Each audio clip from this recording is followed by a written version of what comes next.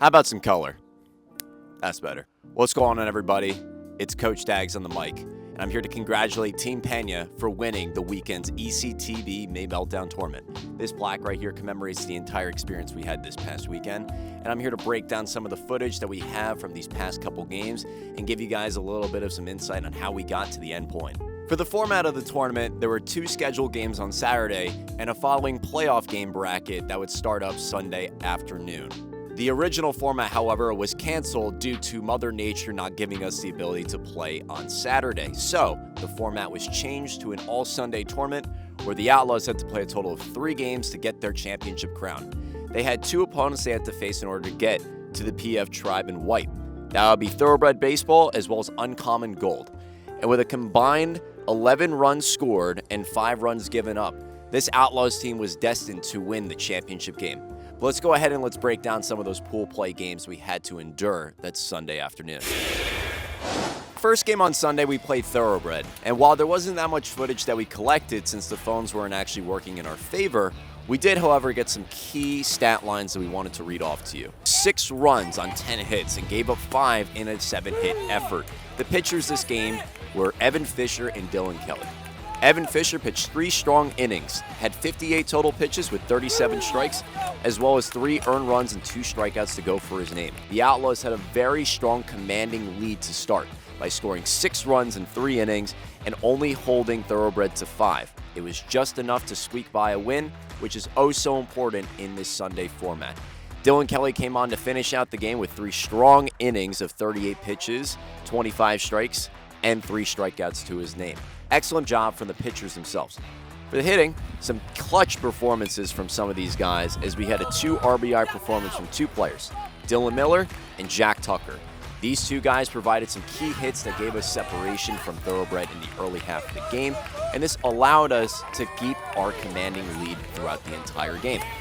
Grady Myron also had an RBI, and that closed out the 5 earned RBIs that we had there, with scoring a total of 6 runs on 6 walks. And it was overall a very solid performance in Game 1. While we did struggle, we did come out on top. And that did, in fact, matter a lot in the scenario. Moving on to the second game, after the Outlaws go 1-0 in the first game, we have to face Uncommon Gold in order to get to a 2-0 record and have a shot to play in the championship game. In the first inning, we had a clutch sacrifice fly from Antonio Dominguez, who put the ball in play out in center field and allowed the runner to score, which was Dylan Miller, who scores and tags up nice and easily to give us a 1-0 lead in the first inning. Connor Hale was pitching for us, and boy did he pitch an excellent game for us, giving us 5 strong outings of 0 runs given up.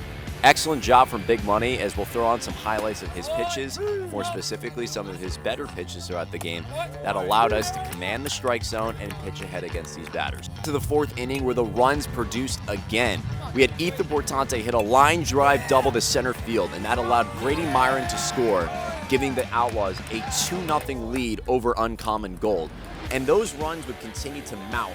As we move on to the 5th inning, we had Dylan Kelly and both Dylan Miller scoring in that same inning to giving the Outlaws a 4-0 lead, a very commanding lead over a team that was not putting up a lot of runs against Connor Hale due to his excellent pitching performance that he put out there for us. Excellent job, Connor. And rounding out the final plays of the game, we had a couple interesting events happen. You guys probably remember I don't even know what to call it, the bleacher creatures behind us, just trying to give our pitchers a little bit more trouble than they had to. Not really sure what that was all about. I think they were just trying to give themselves a competitive advantage because they needed us to lose, but that wasn't going to happen. Big Money and Portante shut the door against Uncommon Gold to allow the Bulls to let them go home or watch the championship game on field number 5, which we will turn over to that game right now. Moving on to the championship game where the Outlaws have to face PF Tribe in White, the 14U group that ended up winning 2 games before us to get themselves to the championship game like us. In the top of the first inning, the Outlaws put a threat on right away, scoring 2 runs thanks to a Dylan Miller steal, as well as an Evan Fisher line drive into left field, allowing Jack Tucker to score. Tucker, Miller, and Fisher providing key plays in the first inning to give the Outlaws a commanding 2-0 lead. However, it would churn really quickly as the PF Tribe in White ended up scoring 2 in the bottom half of the first inning, thanks to a single down the left field line to Connor Hale, and that would end up scoring 2 runs on that play, tying up the game at 2. In the second inning, Jack Tucker missile out to center field, allowing these guys to score and giving the Outlaws a 5-2 lead. It really looked like the Outlaws were pulling away at this point. The Outlaws would continue to score even more runs on top of the 5-2 lead, as they would end up getting to a point of 8-2. 8-2 Outlaws at this point in the 4th inning.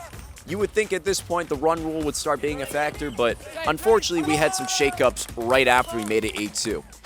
PF Tribe and White ends up making it an 8-6 game, and as a result, we needed to make some changes with our pitching as well as our offensive approach at the plate.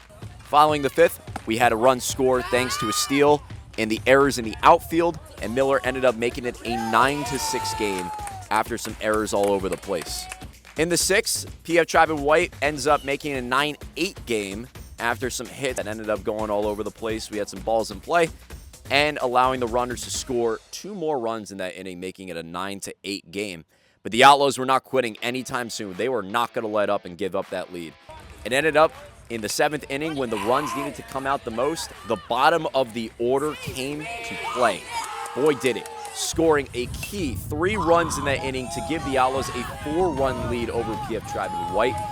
And shutting the door down was Dylan Kelly, who comes in like Mariano Rivera and shuts that door down like it's nobody's business. The Outlaws end up winning the ECTB May Meltdown Championship thanks to clutch pitching, clutch hitting. Excellent job, fellas. I'm really happy that the year started off with a nice little chip win. Yes, I know we're 3-0 in the Coach Dags era of the Tri-State Outlaws, but in the end, what matters is that we played good baseball from start to finish, and we looked like an excellent team. Looking forward to see what we do from here on out. Make sure you guys check out some more videos that I have in my YouTube channel, as well as checking out all the pages from the Tri-State Outlaws and keeping up to date with the news that we have next. This has been Coach Dags. I will talk to you guys later. Peace.